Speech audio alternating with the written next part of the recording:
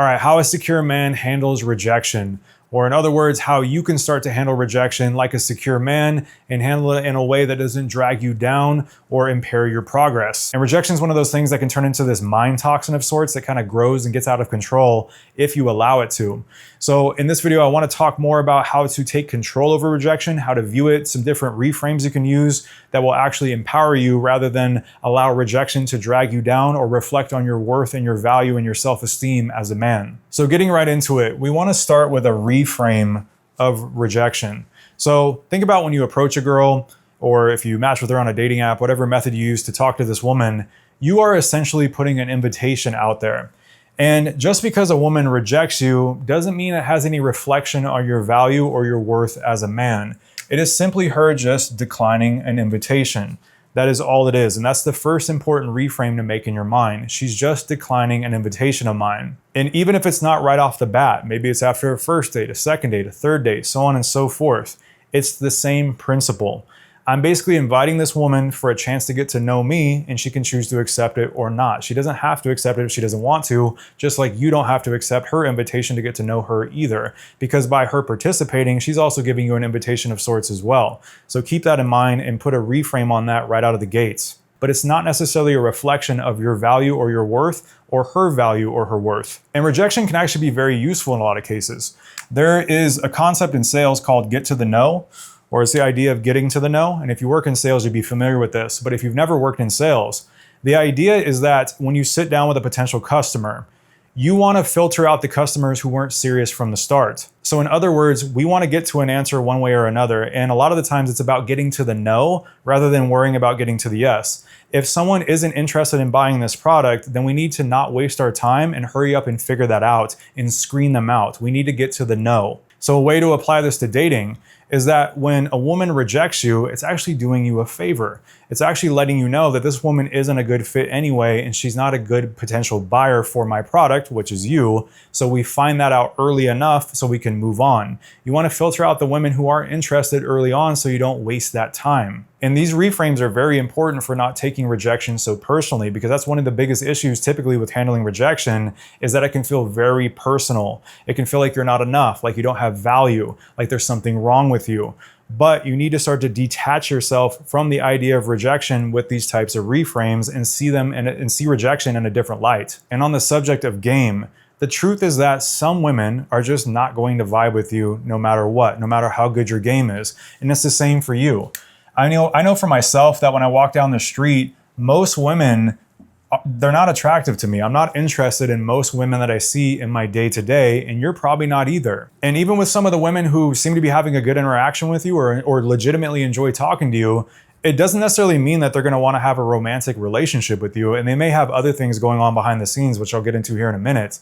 But understand, we're going to keep coming back to this concept that it's not necessarily a reflection of your value, your worth, your game, so on and so forth. There are other factors at play here that are out of your control. And on the most basic level, not every woman is going to be into you no matter what you do. And in fact, the majority of women are not going to be into you.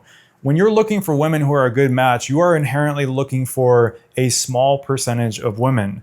You're not going to bag 90% of women or 80% or 50 or 60 or 50 or 40. The majority of women are not going to be into you no matter what you do, and you're not going to be into the majority of women no matter what they do. However, the good news is that the small percentage that you're looking for can still lead to so much abundance that you can't actually even meet all the women in the world that would be into you in a single lifetime. But it's important to understand this because when you don't expect every woman to like you, then it's not a big deal when one doesn't. It's just a piece of reality. And really that reality is already built into your dating funnel, so to speak, off the bat. So here as an example with this funnel right here, and these are just example numbers. They're not reflective of actual conversion rates or anything. It's just an example to illustrate this concept. Let's say you start off by talking to 100 women, and then you get the number from 40 of them. So 60 of them you didn't. Again, the majority were interested enough to give you their number. And then from there, let's say that you follow up and you get a date with 10 of them. So again, 30 fell off, but we got 10 dates. And then from there, you end up sleeping with 3 of them or more. Maybe it develops into a relationship with one of them, so on and so forth. That's what the plus means here when it says sleep with plus. It's just something further than that romantically. But the idea here is that rejection is already built into the funnel design by default. There's women falling off at each stage here just inherently. That's how it goes. That's part of the process. So I'm a big fan of understanding the game that you're playing. If I sign up for boxing, I can't be surprised when I get punched, or I can't be surprised when the punch hurts. If I sign up for football, American football, I can't be surprised when I get hit really hard by someone and tackled and it hurts. And then if I sign up for dating and I'm talking to all these different women, I can't be surprised when some of them reject me. That's just part of the sport that I'm playing in the first place, just like boxing or football. So really another reframe to make is it's this illogical process to even get offended by rejection in the first place. I understand that you'll feel the negative feelings sometimes no matter what, but what you do from there is up to you and how you process that logically. And one of the ways to do that is to tell yourself, that's just a part of what I'm doing. This is a feature, not a bug. And you're going to experience rejection for reasons that have nothing to do with you. I'm not saying that every interaction has nothing to do with you. I'll get into that in a second. But there's going to be a lot of factors that you don't control that lead to rejection that had nothing to do with you in the first place. So that's what this illustration is about here. This middle circle is basically what you control. Everything outside of that are all the things that you don't control. So that's things like the woman's mood, her stress level, the timing, other guys in her life. And there's even more factors than this. Maybe you talk to a woman and she's in a bad mood. Maybe something bad happened that day to her, or she's got a lot of stress going on. Maybe she's got a lot of things going on and she's just not even open to dating right now. Her stress levels are too high. Or maybe it's just the wrong time. Maybe she's dealing with another guy. Maybe she's on and off again with an ex-boyfriend. Maybe she's got friends with benefits she's trying to win over. You don't know what's going on, and you don't know the strength of connections with other men behind the scenes. And that's another thing here too, is that when you're dealing with attractive women are basically never fully single per se. They're always talking to someone on some level. What varies is the level of the connection behind the scenes. So they may be talking to a guy that they have a very strong connection with and that they're very interested in, so they're not open to another man. Or maybe it's the type of woman who is dating a few guys, but that's all she can handle right now. She can only handle the 2 or 3 guys that she's talking to, so she naturally rejects the other guys outside of that. Or maybe a woman's loosely talking to a guy and she's kind of wishy-washy about it, so she is open to dating other men. But the point here is that there's a lot of things that can lead to rejection that have nothing to do with you. And you may wrongfully start attributing that rejection to something that's wrong with you. And that's not even the situation factually. That's not even the cause of the rejection. It's just a story that your mind came up with because you internalized it and took it that way. So understand that there's a lot of randomness, and there's actually so much randomness that it doesn't even make sense to try to make sense of every single rejection or to internalize it or to take it personally. It's better to just simply move on because you already got the signal that this is a no. You know, we got to the no just like in sales. So now we can move on to the next prospect. In fact, imagine being a salesman who's selling a product and someone doesn't want to buy it. And then you get shaken by this and start crying in the corner and saying, why don't they want my product? What's wrong with my product?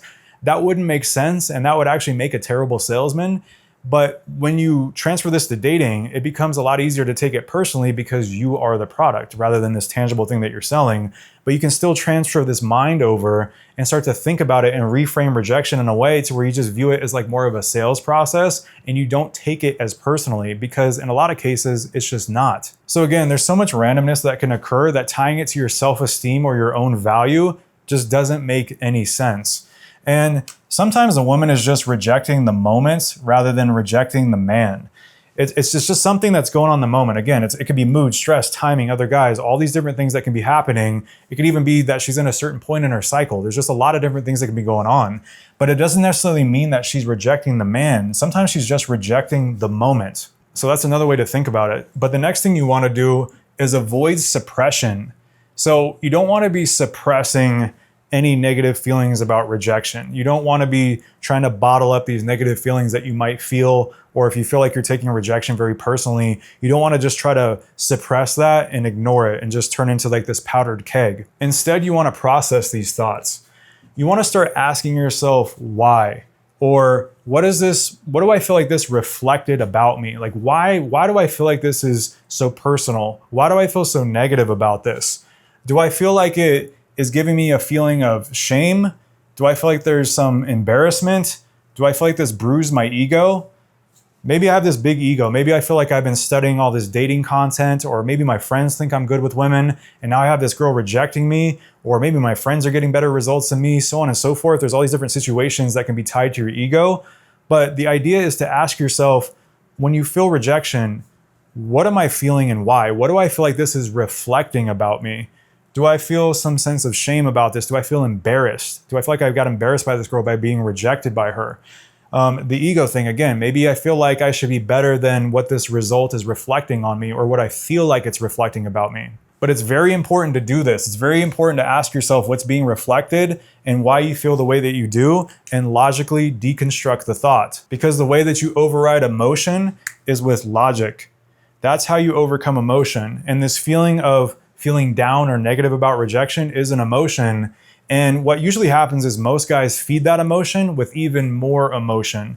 You feel the rejection, you start to feel down about yourself, you might start having a pity party, or you just keep feeling worse, or you start reflecting on other rejections that you've had, and it starts to feel like, all I do is get rejected, blah, blah, blah. Or it turns into this thing to where you get angry. But no matter the response, all of those are emotions that feed into that, and it creates this avalanche effect. Things start to snowball, and if you keep letting them snowball, it'll just turn into an avalanche, and it overrides your mind, and then you get into a very negative space internally. So you want to catch that early, and the way you do that is by deconstructing the thought, asking yourself questions, reflecting on it, journal if you have to. But it's very important to catch those emotional thoughts with logic early on, so you can put a stop to them and have a better understanding of yourself. And it's also important to make sure that you're not romanticizing game to where you feel like it's magic.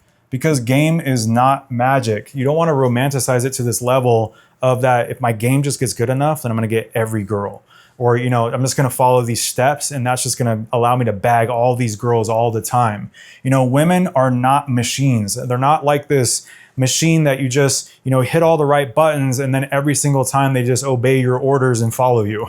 It's not that type of thing. It's not this machine-like process. Game is more so a thing that allows you to capitalize on an opportunity that you may have lost otherwise, but it's not a 100% sure shot thing. And anybody selling that is selling you snake oil, essentially. But even if someone's not selling that to you, you might be selling it to yourself. You might have this mindset of, well, I've been watching all this content, I've been studying game, I've been studying all the right moves to make, and then when you get a rejection, you're shocked because you thought you had the playbook, you thought you did all the right steps. How could this possibly go wrong? But again, there's a lot of things out of your control, and sometimes it is in your control. I'll get to that in 1 second. I'm not absolving you of just all control here. There are some things that you can control that can influence the outcome, but also understand that you can do everything right, quote unquote, and still just not mesh with someone, or a woman may not feel something and may not want to come back. And that's perfectly okay. But just understand that women are obviously humans, and human psychology is messy. It's not just this follow step 1, 2, 3, 4, 5, and you always get the same response out of everyone.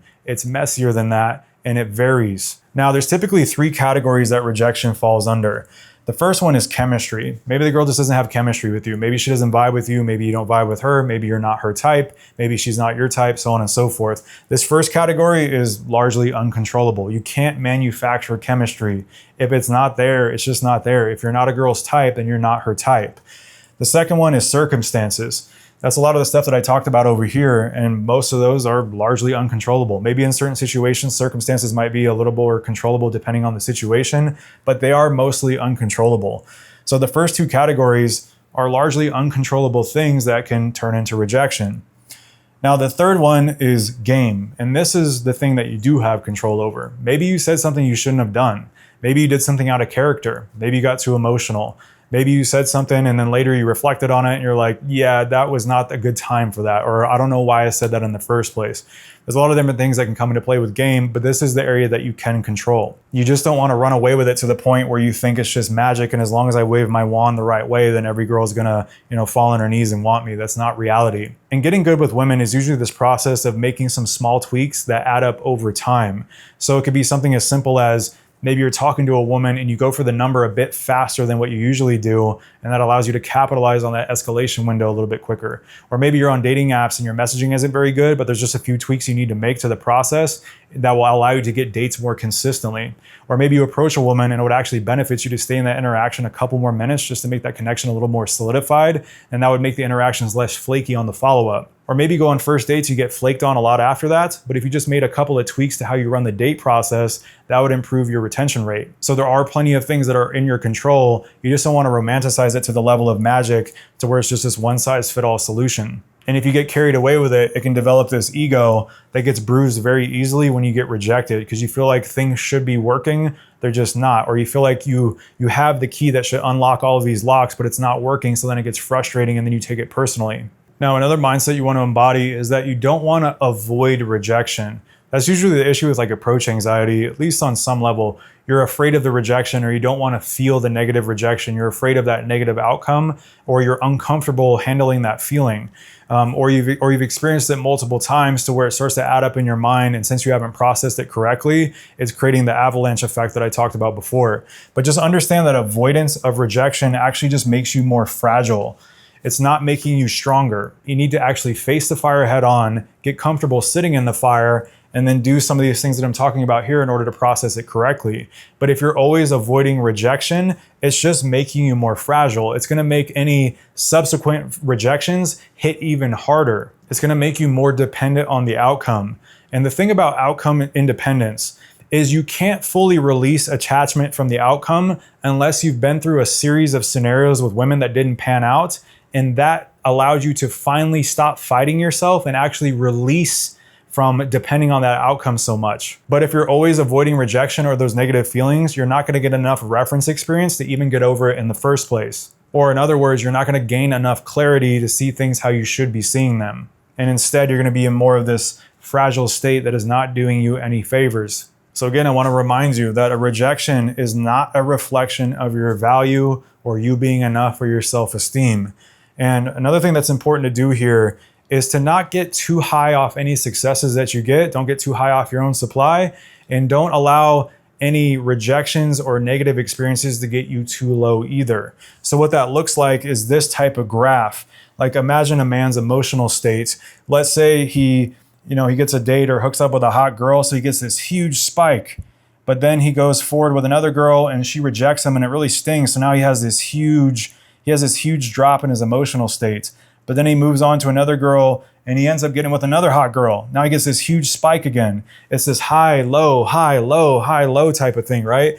And when you allow yourself to react like that, you're training yourself to either have very high highs or very low lows. So when you do feel the rejection, it stings extra hard because you're just up and down. You're more extreme with your emotional reactions in general, both positive and negative. Instead, what you want to be like is more like this line. Like, you might have a rejection, so what? You might have a little bit of a negative feeling, but you brush it off pretty quickly, you reframe it, you move on. Then you have a win and you think, all right, cool, yeah, I'm taking all the right steps, that should happen. And then maybe you experience another rejection with another girl, and then you go back up, and it's just this slight variance. It's like, okay, cool, this is a good time with this girl, this is a success, it's a positive thing. Oh, I got a rejection, and that's no big deal, it's just part of the process. You want to have this more even keel type of flow to your emotions. And that will help make you more resilient, again, to not get too high off the highs, but not too low off the lows either. You'll be training yourself to be more emotionally resilient and more emotionally stable. Now, another useful tool is contrast. And what I mean by contrast is having this reference point in your mind of a woman who did treat you well in the past. Maybe she had a really good personality, she treated you well, she viewed you as like being a king, she really liked you, she had a really high genuine interest in you. And that showed you what women are capable of. Or maybe you experienced that across a variety of women. Maybe you've had multiple women who had that type of treatment towards you. But where that comes in useful is when you come across a woman who might be acting crazy or treats you in a negative way or rejects you and you feel this negative sting from it, is that you can separate yourself from that situation and go back to that reference point in your mind and say, okay, this is actually what women are capable of. I am capable of being treated well by a woman liking me, having genuine interest in me. So this rejection is not a reflection of my worth, my value, and my self-esteem. It's just this situation, and not every woman is going to be into me in the first place, and that's okay. And if you're a guy who doesn't have a lot of experience with women, or you don't have that reference point, then you need to put yourself out there more and actually get those reference experiences and not live in like this avoidant state. And do the work to actually optimize your dating strategy in order to get those reference experiences, because you will come across those women who do treat you really well. So having contrasting experiences allows you to bring your mindset back to this more positive state, but also a more realistic state. And also understand that one woman's rejection of you or one woman's response is not predictive at all of the next woman's response. So really, you are always one away. And what I mean by that is you might talk to one girl, you get a negative response from her, she rejects you, but then the next girl or the next one up treats you completely differently. She views you as a king. You're like her dream guy. And that can happen at any moment. That's what I mean. You're always one away. In theory, you're always one woman away from that woman that you really click with. You don't know when you're going to run into her. That's why you have to just keep going. But you can have this negative experience with one woman and then have a very positive experience with the next. So you should use it as motivation to keep going even after rejection. Now, going back to avoidance, this is really important. You want to check yourself and scan yourself to see if you're emphasizing avoiding negative situations rather than emphasizing the positive. So if I'm always focused on the negative feeling, the rejection, how I feel about myself, and I'm not deconstructing these thoughts and injecting more logic and positivity into the situation, it's going to just continue to stack and bring me down. But if I focus on the positives, why I'm doing this in the first place, that is going to be extremely potent at allowing your mind to not run away with rejection in a negative direction.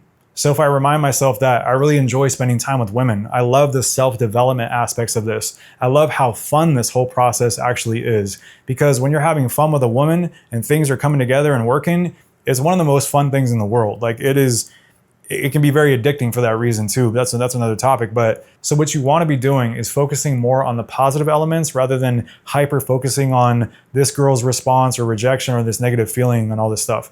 You want to focus more on positive things like, I really enjoy being with women that, I find attractive, or I really enjoy this process and the self-development and the progress that I've made as a man. Or by continuing to move in this direction, it's going to lead to outcomes that I really enjoy and that are really fulfilling, whether that's, a girlfriend, a wife, a family, whatever it may be. So it's important to focus on the positive, because focusing on what this is doing for you as a man and where you're actually headed with all of this is so much more potent and so much more beneficial for you than just focusing on this acute transient feeling of this rejection or this situation with this one woman. And that all ties back into an abundance mindset as well too. You need to have a positive mindset in general in order to have an abundance mindset.